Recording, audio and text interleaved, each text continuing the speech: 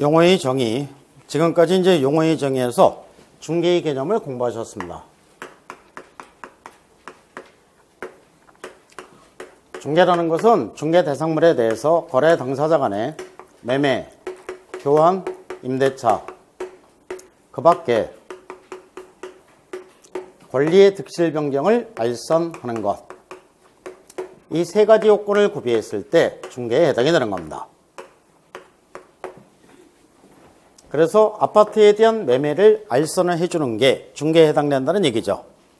아파트에 대한 임대차 계약을 알선해 주는 것도 중개에 해당이 되고, 그 다음에 이제 두 번째 용어의 정의는 중개에다가 한 글자가 덧붙여서 중개업이 됩니다. 중개업이라는 것은 어떻게 정의하게 되냐면은 다른 사람의 의뢰에서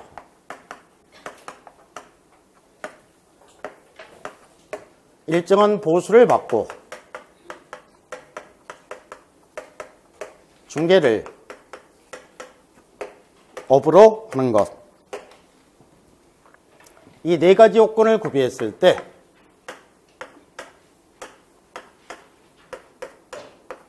중개업에 해당이 되는 겁니다. 대공세의 본업이 중개업이 되는 거죠. 그래서 이제 그 대개 매 시험마다 중개와 중개업 여기에서 이제 한 문제가 출제가 됩니다. 한 문제가 출제가 되는데 중개보다는 중개업에서 문제가 출제가 될 가능성이 높은 거죠. 다른 사람의 의뢰가 있어야 된다. 의뢰인이 개업공예세에게 이 아파트를 1억 원에 팔아주십시오 라고 중개를 하게 되면은 개업공예사가 좋다 승낙을 함으로써 청약과 승낙의 의사표시 합치에 의해서 뭐가 성립됩니까? 계약. 이것을 무슨 계약? 중개계약이라고 얘기합니다. 중개계약이라고 얘기하는데 중개계약은 초창기에 공부하실 때는 중간에다가 무슨 글자를 첨가시키라고 했습니까? 의뢰자를 첨가시키라고 했죠. 중개의뢰계약. 이렇게 하면 개념이 조금 정확하게 오는 거죠. 그래서 이제 초창기에 공부하실 때는 의뢰자를 첨가시켜서 중개의뢰계약이다 이렇게 알아두시다가 끝끝내 의뢰자를 첨가시키면은 촌스럽죠. 개념이 정확해지면은 의뢰자 떼버리고 중개계약 이렇게 이제 구별해서 알아두시면 됩니다. 일정한 보수를 받고, 그러면 보수를 받고의 반대말은 뭐가 됩니까? 보수를 받지 않고 공짜로 했을 때는 어떤 경우에도 중개업에 해당되지 않는다는 얘기죠. 근데 이 보수를 받아야 되는 것은 중개업, 업의 요건에 해당이 되는 것이지 중개의 요건에 해당되는 것은 아니다. 그러면 보수를 받고 받지 않고 이게 이제 명백하게 나오면 다행인데 애매모호하게 나오는 경우가 있을 수 있겠죠. 보수를 받기로 약정만 했을 때는 받았다 안 받았다? 안 받았다. 보수를 달라고 의뢰인에게 요구를 했을 때 받았다 안 받았다? 안 받았다. 그래서 보수를 받기로 약정하고 요구한 자체는 보수를 받은 게 아니니까 중개업에 해당되지 않고 무등록 중개업자로서 처벌 대상이 아니다. 현실적으로 보수를 손에다가 꽉 줬을 때만 중개업에 해당될 수 있는 겁니다. 꽉. 우리나라 대법원 판례예요. 그 다음에 중개는 앞에서 살펴본 것과 마찬가지로 중개 대상물에 대해서 거래 당사 간에 매매, 교환, 임대차 그 밖에 권리의 득실 변경을 알선하는 것을 업으로 했을 때 중개업에 해당이 되는 겁니다. 근데 이 세 가지 개념까지는 그런 대로 넘어오는데 이 업의 개념이 조금 추상적이죠. 업으로 했다고 하기 위해서는 불특정 다수인을 상대로 계속적 반복적으로 영리를 목적으로 했을 때 업을 했다고 얘기합니다. 불특정 다수인을 상대로 회의된다. 반대말은 특정인. 그래서 이제 특정인만을 대상으로 했을 때는 어떤 경우에도 중개업에 해당되지 않는다는 얘기죠. 그러니까 꼭 국어 시간 같죠. 반대말이나 찾고 앉아있고. 계속적 반복적으로 회의된다. 반대말은 일시적. 일시적이 맞습니다. 그런데 우리나라 판례에서는 일시적이라는 말을 사용하지 않고 우연이라고 얘기합니다. 우리나라 판례에서 우연으로 나오면 실제 시험도 우연으로 나올 수밖에 없는 겁니다. 그래서 우연자가 나오면은 무조건 중개업에 해당되지 않는다. 우연은 중개업소 이름이 아니라 어디 이름? 네, 술집. 그래서 우연자가 나오면은 아름다운 청주에 있는 술집을 얘기하는 것이지 중개업과는 전혀 관련이 없는 것이다. 영리를 목적으로 해야 된다. 이거는 보수를 받고와 같은 개념이 됩니다. 그래서 이제 중개업에 해당되기 위해서는 다른 사람의 의뢰에서 일정한 보수를 받고 중개 대상물에 대해서 거래 당사 간에 매매기한 임대차 그 밖의 권리의 특실 변경을 알선하는 것을 불특정 다수인을 상대로 계속적 반복적으로 영리를 목적으로 했을 때 중개업에 해당이 되는 겁니다. 그러면은 이 중개업에 해당되고 해당되지 않고가 뭐가 그렇게 중요하길래 그렇게 길게까지 살펴봐야 되는 것이냐. 공인중개사 법령은 이 중개업을 영위하고자 하는 사람은 뭘 하라는 얘기예요? 아까 등록하고 중개업하라는 얘기죠. 등록하지 않고 중개업하면은 어떻게 하겠다? 무등록 중개업자로서 교도소에 쳐넣겠다는 얘기입니다. 그러니까 중개업을 했느냐 했지 않았느냐 이거는 결국은 교도소를 가느냐 안 가느냐를 결정하는 표준이 되는 거죠. 교도소 가느냐 안 가느냐니까 엄청 중요해졌죠. 그래서 이 무등록 중개업자는 무등록의 상태로 플러스 뭐한 사람? 중개업을 한 사람입니다.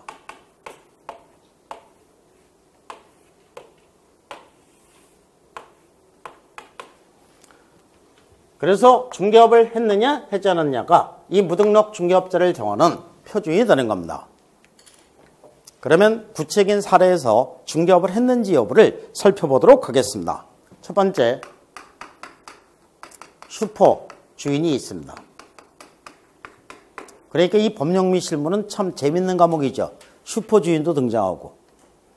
이게 슈퍼 주인이 왜 등장하느냐 하면은 옛날에 학교 다니실 때 집에서 학교가 멀면은 통학할 수 없으니까 학교 근처에서 자취를 하셔야 되죠. 이랬을 때는 자취 안 했어도 했다고 대답하시면 되는 거예요. 자취하기 위해서 자취방을 구해야 되는데 학생 주제에 복도방 통해서 자취방 구할 수는 없는 거죠.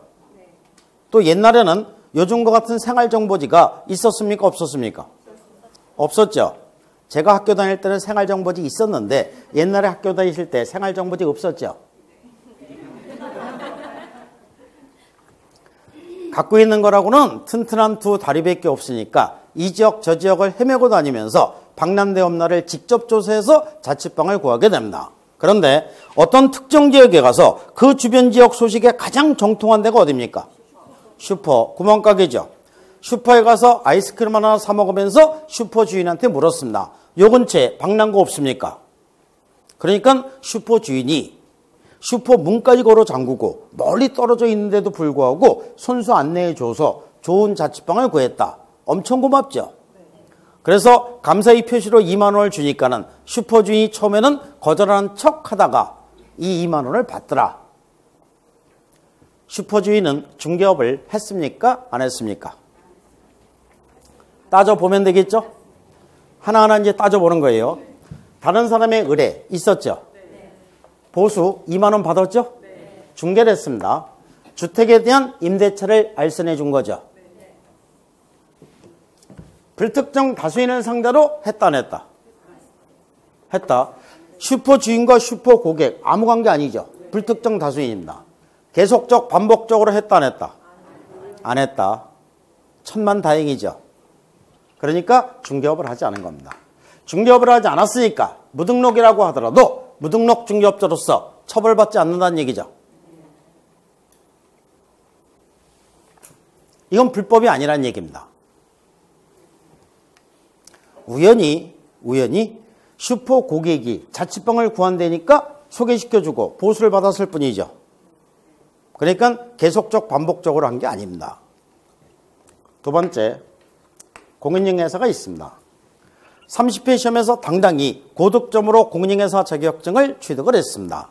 그런데 법정 및 실무 강의 시간에 맨날 결석하다가 공인중개사 자격을 취득하다 보니까는 공인중개사 자격만 취득하면은 당연히 중개업을 할 수 있는 걸로 착각을 합니다. 공인중개사 자격 취득했다고 해서 당연히 중개업할 수 있는 거 아니죠. 뭐하고 해야 된다고요? 등록하고 해야 되는 겁니다. 그런데 법령 및 실무 강의 시간에 맨날 결석하다 보니까 이걸 잘 모른 거예요.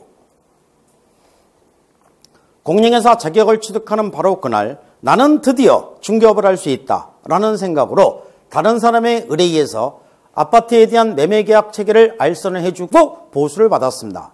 딱 한 번 계약 체계를 알선을 해준 겁니다. 이 공인중개사는 중개업했다 안 했다? 그냥 따져보면 되겠죠? 다른 사람의 의뢰 있었죠? 보수 받았습니다. 중개를 했죠. 아파트에 대한 매매를 알선해 줬으니까 중개를 했고 불특정 다수인을 상대로 했다 안 했다? 했다. 계속적 반복적으로 했다 안 했다? 안 했다. 왜? 딱 한 번. 마음에 걸리죠? 마음에 걸리라고 한 얘기예요. 그러니까 계속적 반복적으로 했다고 하기 위해서는 횟수가 중요한 요소인 것은 사실입니다. 그러나 횟수가 절대적인 기준이 되는 것은 아니란 얘기입니다. 그래서 계속적 반복적으로 했다고 하기 위해서는 행위를 하게 된 의도, 목적입니다. 동기, 규모, 횟수, 기간, 태양. 태양 하면은 하늘에 있는 해를 얘기하는 게 아니라 모습 또는 형태 이렇게 접근하시면 되겠죠. 이와 같은 것을 기준해서 사회 통념이나 거래 관념에 의해서 정해야 된다. 계속적 반복적으로 했다고 하기 위해서는 행위를 하게 된 의도, 동기, 규모, 횟수, 기한, 태양 등 여러 사정을 종합적으로 고려하여 사회 통념이나 거래 관념에 의해서 정해야 된다. 그러면 이 공인중개사는 횟수를 기준해서 보면 분명히 계속 반복의 의미는 없죠. 딱 한 번 했으니까. 그런데 여기서 행위를 하게 된 의도, 동기를 보세요.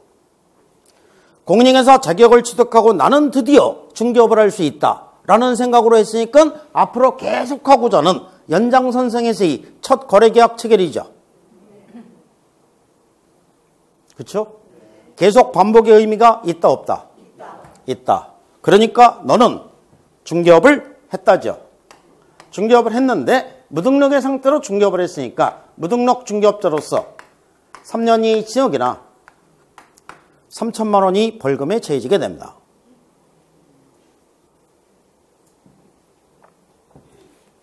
근데 이렇게 갖다 엮더라도 횟수가 그래도 좀 마음에 걸리죠. 그러면 횟수가 절대적인 기준이 되지 않는다는 것은 어떻게 하면 쉽게 입증할 수 있느냐 하면은 어떤 사람이 중개사무소 개설 등록하고 첫 계약 체계를 중개를 해줬습니다. 중개사무소 개설 등록했다는 얘기는 앞으로 계속해서 중개업을 하고자 하는 의도가 있는 거죠. 그리고 첫 계약 체계를 중개를 해줬으면 이거는 중개업 한 거야 안 한 거예요? 한 거지. 횟수가 절대적인 기준이 되지 않는다는 것은 쉽게 입증할 수 있는 거죠. 이렇게 해도 되고 이렇게 해도 되고 A라는 슈퍼 주인이 이걸 해보니까 수입이 괜찮아요. 그러니까 그 옆에 있는 B라는 슈퍼 주인이 야 너는 하는데 나는 못하니 나도 좀 해봐야 되겠다 해갖고 B라는 슈퍼 주인이 슈퍼 출입문에다가 자취방 알선 이렇게 써붙였어요. 그리고 요거를 보고 들어온 사람한테 자취방을 알선해주고 보수를 받았습니다. 딱 한 번 자취방을 알선해줬어요. 중개업 했다 안 했다? 네, 했다죠? 그러니까 횟수가 절대적인 기준이 되는 건 아니죠.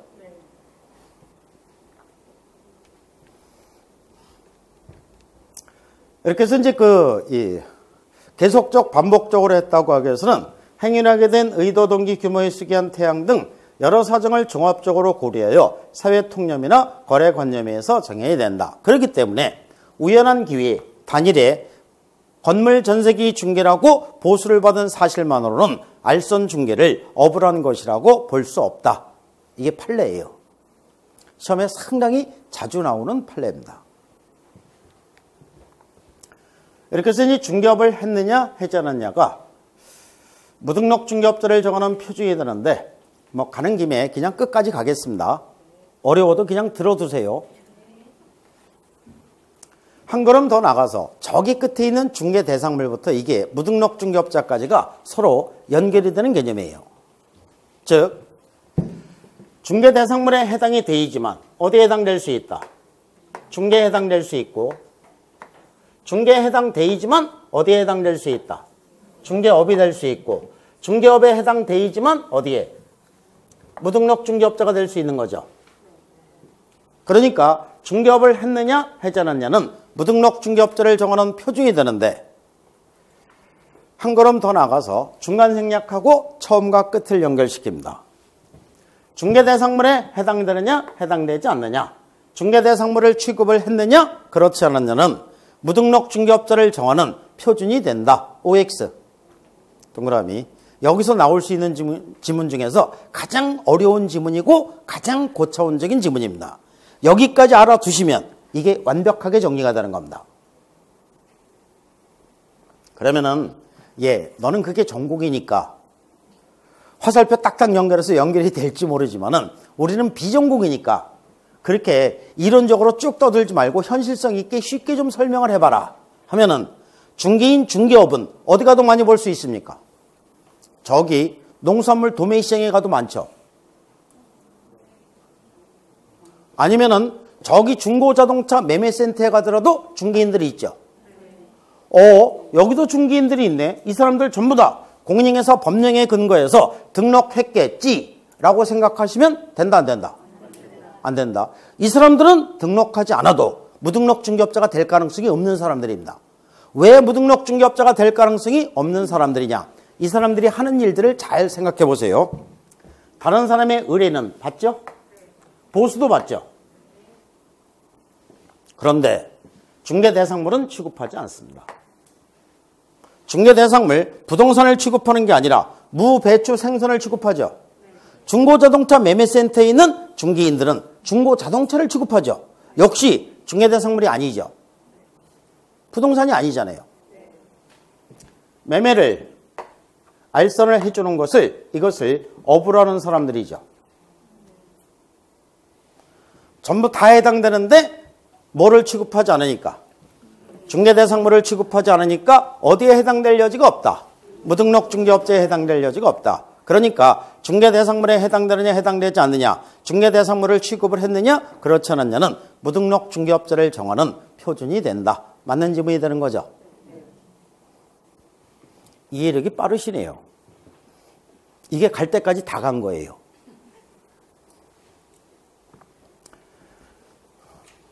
여기까지 알아두시면 되고 그 다음에 이제 세 번째는 개업공개사입니다. 개업공개사 아까 했었죠. 뭐 한 사람이라고요? 네, 등록한 사람. 그래서 등록한 자 이렇게 됩니다. 공인중개사 법령은 오직 등록한 사람만 개업공개사라고 칭하지 등록하지 않은 사람은 절대로 개업공개사라고 칭하지 않습니다. 그래서 개업공개사는 무조건 등록 이렇게 가야 됩니다. 그러면 이 개업공개사는 어떠한 종별이 있느냐? 시내를 다니시다 보면은 유독 중개사무소가 눈에 많이 띄시죠? 뭐 공인중개사 공부하시는 책은 뭐가 그렇게 창피하신지 꼭꼭 사서 신문지로 꼭꼭 사서 안 보이게 감춰 갖고 다니지만은 시선은 자꾸 중개업소 쪽으로 이렇게 돌아가죠. 우리나라 개업공개사들은 다 똑같은 개업공개사 같지만은 총 3가지 종류로 구분이 되어 있습니다. 제일 먼저 법인인 개업공개사가 있게 되고 그 다음에 두 번째는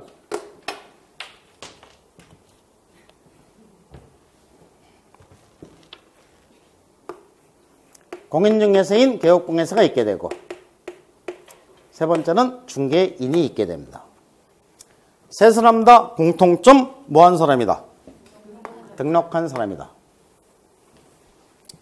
법인인 개업공개사는 법인을 설립하고 법인을 설립하고 중개사무소 개설 등록한 자고. 이제 이 중개법인의 설립 요건은 저기 뒤에서 배우시게 됩니다. 공인중개사인 개업공에서는 공인중개사 자격을 취득하고 중개사무소 개설 등록한 자고, 중개인은 그냥 등록한 자 이렇게 됩니다. 이렇게 되는데 중개인 이게 누군지 아십니까?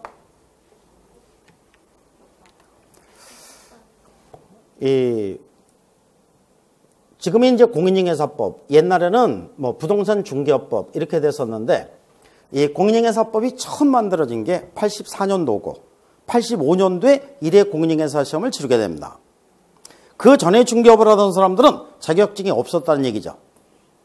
그러면 자격증 없이 중개업을 하는 사람들에 대해서 공인중개사 제도를 도입하면서 이 사람들에게 직업을 강제로 뺏을 수 있느냐? 그럴 수는 없었던 겁니다. 그래서 이 사람들에게는 기득권을 보장해 주게 됩니다. 너네들은 자격증이 없더라도 평생 중개업을 해도 좋다. 이 사람들을 옛날에는 중개인이라고 불렀습니다. 중개인이라고 불렀는데 지금은 공인중개사법으로 바뀌다 보니까는 중개인이라는 용어를 사용할 수 없는 겁니다. 그렇다고 직업을 뺏을 수도 없고, 그래서 지금 현재 공인중개사법에서는 뭐라고 규정하느냐면은 본문에서는 규정하지 못하고 부칙에서 옛날 부칙 6조 2항의 규정에서 중개업을 영위하는 자 이렇게 규정이 되어 있습니다. 옛날 부칙 6조 2항의 규정에서 중개업을 영위하는 자 이렇게 규정이 되어 있는데 강의 시간에 허구한 날 옛날 부칙 6조 2항의 규정에서 중개업을 영위하는 자 이렇게 얘기할 수는 없는 거죠. 그래서 강의 시간에는 그냥 편의상 중개인이라는 용어를 사용을 합니다. 이거는 법상의 용어가 아니기 때문에 실제 시험에서 중개인이라는 용어를 사용해서 문제가 나올 수 있다 없다? 없답니다. 중개인이라는 용어가 등장하는 순간 그 문제는 오류입니다. 옛날 부칙 6조 2항의 규정에서 중개업을 영위하는 자 이렇게 해서 문제가 나올 수는 있다 없다? 원래 없는 거예요. 이게 옛날 부칙이면 언제 부칙을 얘기하니? 그런데 30회 시험, 29회 시험에서는 한 지문이 나왔습니다. 한 지문이 나왔는데 그러면 그 전에는 어떻게 나왔냐? 그 전에는 두 용어를 전부 다 사용하지 않고 중개인에 대해서 문제를 내고 싶을 때는 직접적으로 문제를 낸 게 아니라 간접적으로 문제를 냅니다. 간접적으로 문제를 내는데 어떻게 이제 지문이 만들어지면 되느냐면은 나중에 이제 배우십니다. 저기 뒤에서 법인인 개업공개사와 공인중개사인 개업공개사의 업무지역 범위는 이건 전국이에요. 중개인만 사무소 소재지를 관하는 특정 도지역으로 제한이 됩니다. 요거는 전국, 요거는 특정도로 제한된다고요. 그러면 문제가 만들어질 때 모든 개업공개사의 업무지역 범위는 전국이다. OX, X. 중개인 때문에 X죠. 그러면 중개인이라는 용어를 사용하지 않고도 중개인에 대해서 물어볼 수 있는 거죠. 그래서 예전에는 이런 식으로 해서 지문이 만들어지게 됐습니다.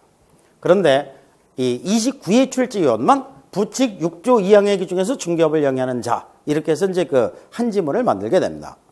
앞으로도 6조 2항의 규정에서 중개업을 영위하는 자 이렇게는 지문이 안 만들어질 겁니다. 이렇게 간접적으로 지문이 만들어지는 방식이 이게 세련된 방식입니다. 중개인 일단 누군지는 알죠. 그러니까 공인중개사 제도가 도입되기 전에 중개업을 하던 사람들이니까 지금 연세가 상당히 높겠죠. 그래서 뭐 대부분 90 이상. 그러니까 현업에서는 대부분 은퇴하신 분들이 대부분입니다. 그래도 한 분이라도 살아 계시면은 이게 직업 뺏을 수 없는 거죠. 그래서 지금도 이제 이렇게 사용을 하는데 그러면 중개인에 대해서 실제 시험에서 문제가 많이 나올까요? 안 나올까요? 예, 안 나와야 정상이죠. 또 실제 시험에서도 잘 안 나와요.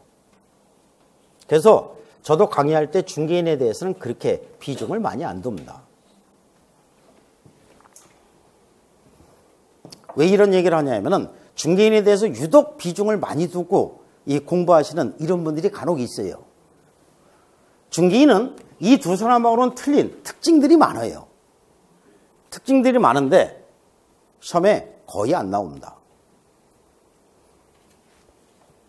거의 활동하지 않는 사람이라는 얘기죠. 그 다음에 이제 네 번째 용어의 정의는 공인중개사입니다. 공인중개사의 용어의 정의도 아까 언뜻 언급을 했죠. 뭐 한 사람이라고요? 공인중개사. 자격을 취득한 자. 이렇게 되는 거죠.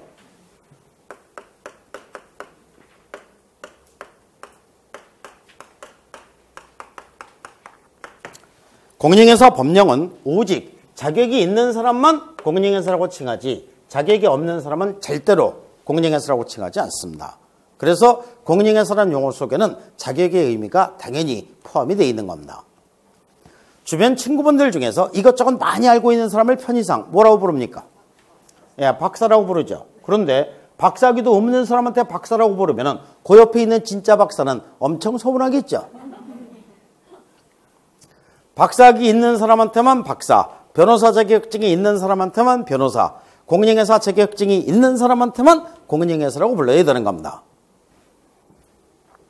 그럼 이 공인중개사 법령에서는 어떻게 등장을 하느냐? 아까 몇 가지로 등장한다고요? 세 가지. 제일 먼저 공인중개사인 개업공인중개사가 있게 되고, 두 번째는 소속 공인중개사가 있게 되고, 세 번째 그냥 공인중개사가 있게 됩니다. 세 사람 다 공통점 뭐를 가지고 있다?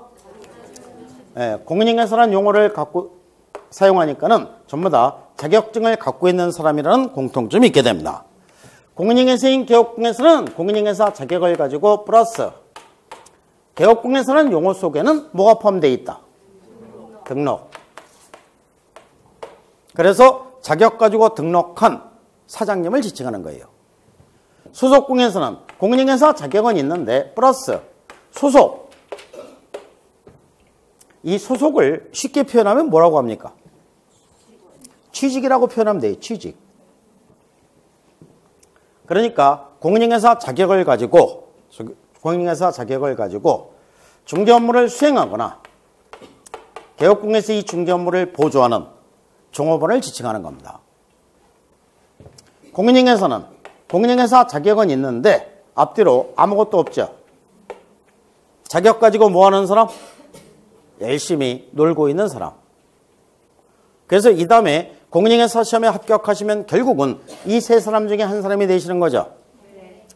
자격을 취득하자마자 중개사무소 개설 등록해서 사장님 되면 뭐가 되는 거라고요? 공인중개사인 개업공인중개사. 취직하자니 부담스럽고 일단 다시 제가 말을 잘못했죠. 저는 대답을 잘못하는 줄 알았더니 제가 말을 잘못했네요. 그렇게 잘못하면 대답하지 마세요. 공인중개사 자격을 가지고 중개사무소 개설 등록하면 뭐가 되는 거라고요? 공인중개사인 개업공인중개사. 사장님이 되는 겁니다. 개업하자니 부담스럽고 일단 취직해서 일을 좀 배워보자. 취직하면 소속공인중개사. 공인중개사 시험에 합격하고 지금까지 열심히 공부했으니까 지금부터는 마냥 한번 놀아보자. 마냥 놀고 있으면 공인중개사. 세 사람은 서로 구별이 되는 개념입니다. 그러면 1번, 2번, 3번 중에서 몇 번이 제일 마음에 든다? 3번. 노는 게 좋은 거죠. 공부하실 때는 1번으로 생각하시면서 공부를 하셔야 된다고 했죠. 사장님으로서 해야 되는 일들, 이게 결국은 공인중개사 법령이 되는 거예요. 그래서 사장님이라고 생각해야 이 공인중개사 법령이 수월하게 이해가 된다는 얘기죠. 근데 좋기는 노는 게 좋은 거예요. 다섯 번째 용어의 정의는 소속공인중개사. 여섯 번째 용어의 정의는 중개보조원이 됩니다. 소속공인중개사는 개업공인중개사에 소속된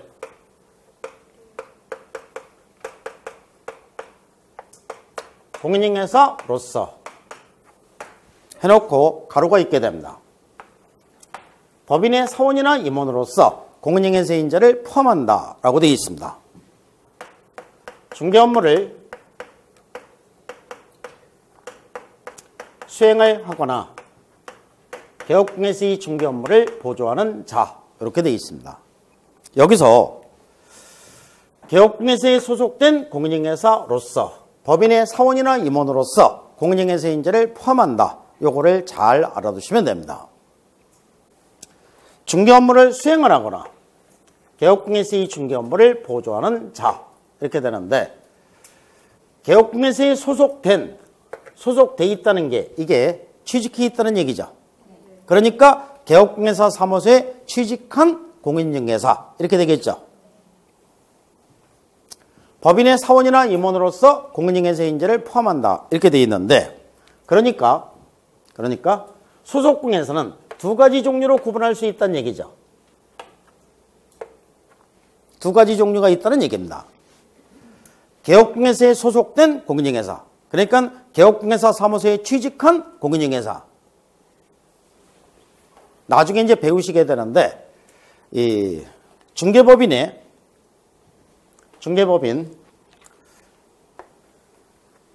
이 중개법인을 설립할 때는 대표자는 공인중개사 자격증이 반드시 있어야 됩니다. 그리고 대표를 제외한 사원임원의 3분의 1 이상은 공인중개사 자격증이 있어야 됩니다. 그러니까 법인의 사원이나 임원 중에서는 자격증이 있는 사람도 있고 없는 사람도 있다는 얘기죠. 자격증이 있는 사람은 뭘로 취급된다? 소속공예사로 취급된다는 얘기입니다. 소속공예사로 취급이 되기 때문에 중개 업무를 수행을 할 수 있다는 얘기죠. 중개 업무를 수행할 수 있다는 얘기는 거래계약 체계를 중개해서 거래계약서 작성하고 확인설명 의무 이행해서 확인설명서 작성할 수 있다는 얘기입니다. 그러기 위해서는 거래계약서 확인설명서에 도장을 찍어야 되죠. 그래서 인장을 등록해야 되고 등록인장을 사용을 해야 되는 겁니다. 근데 우리나라 법령 및 실무 출제위원들은 이렇게 두 가지로 나누어지는 이런 부분들을 엄청 좋아합니다.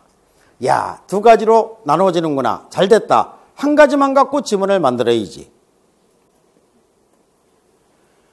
소속공인에서는 법인의 사원이나 임원으로서 공인중개사인 자만을 말한다. OX.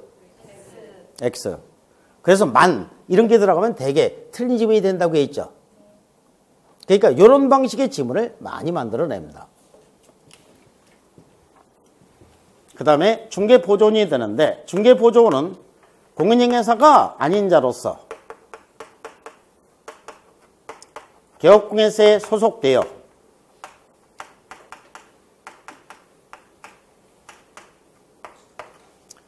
중개대상물에 대한 현장 안내, 일반 서무 등 개업공예사의 중개 업무에 관련된 단순한 업무를 보조하는 자. 여기서 공인중개사가 아닌 자로서 개업공예사에 소속되어 요거를 잘 알아두시면 됩니다. 그러니까 이제 말 그대로 가면은 공인중개사 자격증을 안 갖고 있는 거죠.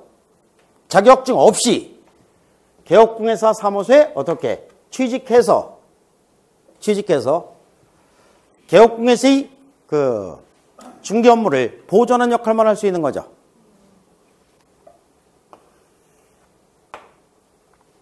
나중에 이제 배우시게 되는데, 소속공예사와 중개보조원 이 두 사람을 합쳐서 개업공예사의 고용인이라고 부르게 됩니다. 고용인 하면은 사장, 종업원을 지칭하는 거죠. 그래서 이 다음에 공인중개사 자격을 취득하신 후에 중개사무소 개설 등록하면 뭐가 된다고요? 공인중개사 자격을 취득하신 후에 중개사무소 개설 등록하면 뭐가 된다고요? 공인중개사인 개업공예사 사장님이 되시는 거죠. 여기 사장님이 되시는 겁니다. 사장님이 되시면은 그 밑에 종업원을 고용하는데, 종업원 중에는 자격증이 있는 사람도 있고 없는 사람도 있죠. 자격증이 있는 사람은 뭐라고 부른다고요? 소속공예사. 자격증 없는 사람은 중개보조원. 이렇게 구분이 되는 겁니다. 그러면은 여기서 이제 한 걸음 더 나가서 공인중개사인 개업공예사 사장님은 소속 공예사한테는 어떤 일을 시킬 수 있고 중개보조원에게는 어떤 일을 시킬 수 있고 알아야 되겠죠.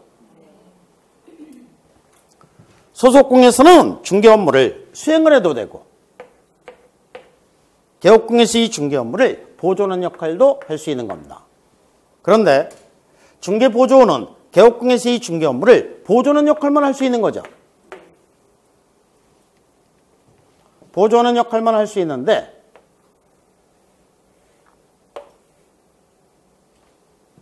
이런 말 사용하면 안 되는데 원래 보조가 일본어로 뭔지 아십니까? 시다. 그러니까 중개보조원은 시다 역할을 하는 사람입니다. 시다 역할을 하는 사람을 한 글자가 아니라 한 단어로 표현하면 뭐라고 해요? 시다바리. 맞죠? 그래서 중개보조원은 시다바리가 되는 겁니다. 이런 얘기 한다고 오해하거나 그러지 마세요. 야, 너 지금 내가 중개보조원하고 있는데 너 지금 나한테 욕하는 거지? 제발 그렇게 접근하지 마세요. 근데 이렇게 표현해야 확실하게 정리가 되는 겁니다. 어떤 사람이 옛날에 카페에다가 그렇게 쓴 사람이 있거든요. 그러니까 그 말 듣기 싫으니까 그 말 하지 말라고. 그러면은 중개보조원은 어떻게 해야 돼요? 이렇게 떠받들어야 되죠. 떠받드는 형태로 표현해야 되는데 이거는 공인중개사 법령하고 안 맞아요. 중개보조원 그냥 시다발입니다. 그러면 보조의 반대말이 뭡니까? 주업무예요. 주업무. 주업무는 요거는 누가 해야 된다는 얘기입니까? 개업공예사가 직접 하든지 아니면 누구는 해도 된다. 소속공예사는 해도 된다. 소속공예사는 중개 업무를 수행할 수 있으니까 소속공예사는 이 주업무를 해도 된다는 얘기죠. 그러면 어떤 게 주업무고 어떤 게 보조업무에 해당이 되느냐. 중개보조원의 업무 영역을 정확하게 하기 위해서는 이거를 구별할 수 있어야 되는 거죠. 근데 옛날에 제가 알고 있는 그 시다는 옛날에 저 어렸을 때 전봇대 같은데 시다 구함 이렇게 해서 많이 붙어 있었던 기억이 납니다. 제가 봤으니까 보셨죠? 그러면 이거 보고 가서 취직하면은 뭐 하는 사람이냐? 재봉질 기사가 재봉질 하는데 그 옆에서 붙들어주는 사람이 시다죠. 그런데 재봉질 기사가 지가 재봉질하기 싫다고 시다한테 재봉질 시키면 된다 안 된다? 안 된다. 재봉질은 반드시 재봉틀 기사가 직접 해야 되는 겁니다. 이런 얘기하니까 저한테 엄청 고리타분하다고 하는 겁니다. 나이도 얼마 먹지 않은 게 옛날 재봉질 얘기나 하고 앉아있고 계속 이렇게 고리타분해 놀면 잘리겠죠. 그래서 조금 세련되지기로 했습니다. 요즘에 시다 어디 가면 볼 수 있습니까? 미용실. 시대에 있는 미용실 안 가보셨어요? 많이 있잖아요. 그러니까 요즘에 젊으신 분들이 그러더라고요. 요즘에는 시다라고 부르지 않고 뭐라고 부른다고? 스텝? 말 돼요? 그게 우리나라 말로는 보조, 일본어로 시다, 영어로 스텝. 영어로 불러주면 그 위치가 올라갑니까? 미용실에서 가장 핵심적인 일이 뭐예요? 아니 머리 감으러 미용실 갑니까? 미용실에서 가장 핵심적인 일은 가위 들고 머리 자르는 거예요. 이것만은 절대로 시다가면 안 되는 거죠. 그렇잖아요. 시다가 하는 역할이라는 것은 손님이 오면은 의자로 안내해서 가운 입혀서 머리에다 물 착착 뿌려서 스탠바이 대기죠. 거기서 아무리 시간 많이 남는다고 하더라도 가위 들고 이렇게 까불면 안 되는 거죠. 기다리고 있으면 미용기사가 가위 들고 와서 머리 탁탁 자르고 가위 패대기 치고 그냥 가버리죠. 그 다음에 다시 시다가 머리 털어주고 머리 감겨주고 머리 말려주고 이 역할을 하는 게 시다죠. 미용실에서 가장 핵심적인 일인 가위 들고 머리 자르는 것만은 절대로 시다가면 안 되는 겁니다. 그러니까 이 중개 업무에서도 주 업무는 절대로 중개 보조원이 하면 안 된다는 얘기죠. 그러면 미용실에서도 주 업무 보조 업무 쉽게 구별하겠고, 재봉질에서도 주 업무 보조 업무 쉽게 구별할 수 있을 것 같은데, 이 중개 업무에서는 이게 어떤 게 주 업무고 어떤 게 보조 업무에 해당이 되느냐. 주 업무라고 하기 위해서는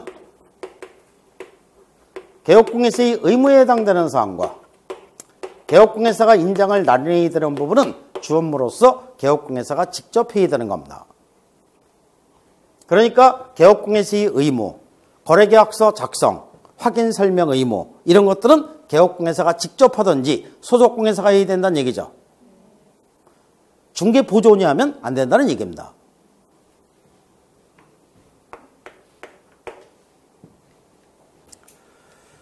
보조 업무에 대해서는 공인중개사 법령에서 뭐라고 규정해 놓고 있느냐면은 중개 대상물에 대한 현장 안내, 일반 서무 등 개업공예서의 중개 업무에 관련된 단순한 업무 이렇게 규정이 되어 있습니다. 그러니까 현장 안내, 현장에 데려다 주기는 하되 이 아파트가 어쩌고 저쩌고 이 얘기는 하면 안 되는 거죠.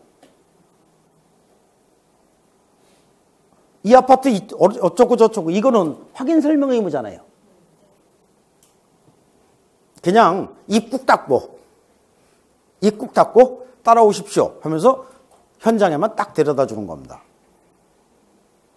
근데 현실적으로는 그렇지 않죠. 근데 이론적으로는 이 현장 안내만 하는 거지.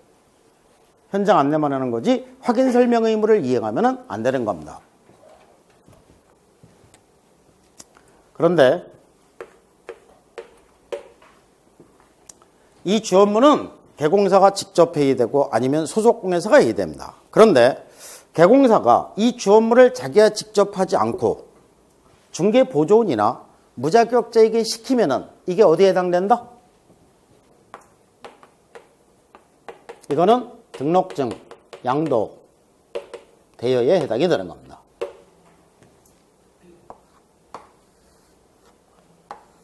등록증, 양도, 대여에 해당돼서 이게 1년 이하 징역이나 1,000만 원이 벌금에 처해지게 되고 절대적 등록 취소 사유에 해당이 됩니다. 반드시 중개사무소 개설 등록을 취소해야 되는 사유에 해당된다는 얘기입니다.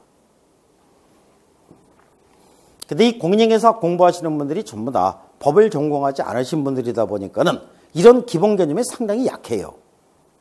등록증 양도돼요. 이렇게 하면은 어떻게 접근하시는 분들이 있느냐 하면은 이제 다음 주에 배우시는데 등록관청에 중개사무소 개설 등록 신청을 하면 등록관청에서는 등록증이라는 종이 한 장을 주게 됩니다.